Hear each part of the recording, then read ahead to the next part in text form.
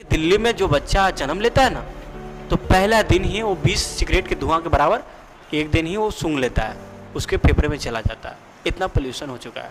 दिल्ली में इतना ज़्यादा पोल्यूशन बढ़ चुका है कि वहाँ के डॉक्टर ने ये कहा है कि अगर हो सकता है तो आप 6 से 8 सप्ताह तक अपना घर छोड़ दीजिए, दिल्ली छोड़ दीजिए। खासकर उन लोगों को जिनको फेफड़ा का बीमारी है, क्योंकि बहुत ज़्यादा पोल्यूशन बढ़ चुका है और वहाँ पर उनको दिक्कत हो सकता है, क्योंकि इतना पोल्यूशन बढ़ चुका है कि वो वहाँ सरवाइव नहीं कर सकते, वो वहाँ उनको दिक्कत हो सकती है। और प्रदूषण का सबसे मेन कारण क्या निकला? तो प्रदूषण का सबसे मेन कारण निकला वाहनों के द्वारा जो धुआं होता है उसके कारण, क्योंकि 20% वाहनों के द्वारा ये प्रदूषण हो रहा था।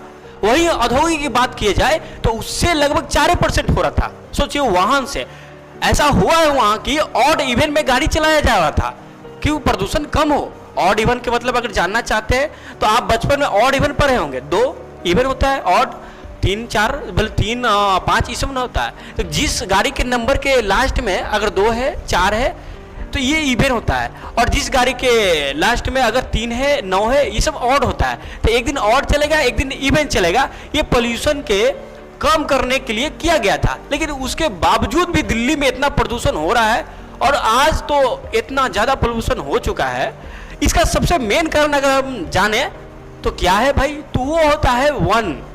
किसी भी जगह, किसी भी देश, किसी भी स्थान में याद रखिए कि एक अच्छा वातावरण के लिए 33.3% वहाँ वन चाहिए, लेकिन हमारा भारत का स्थिति इतना हो गया है कि लगभग 25.5% ही हमारे देश में वन है। और दिल्ली की बात की जाए तो यह 9% कुछ पर है ये है। सोचो 9 पॉइंट कुछ % है ये, तो कैसे हो सकता है?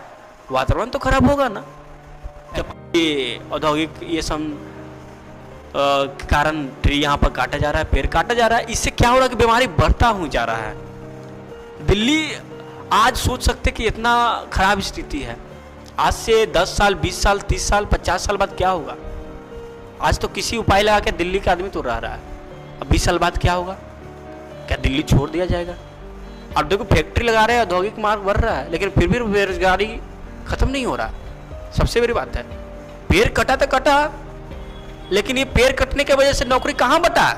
सोचने वाली बात है, कहाँ जा रहे हैं? यहाँ पर नौकरी भी नहीं मिला, बेरोजगारी भी है, पेड़ भी कटा, पोल्यूशन भी है, बीमारी होगा।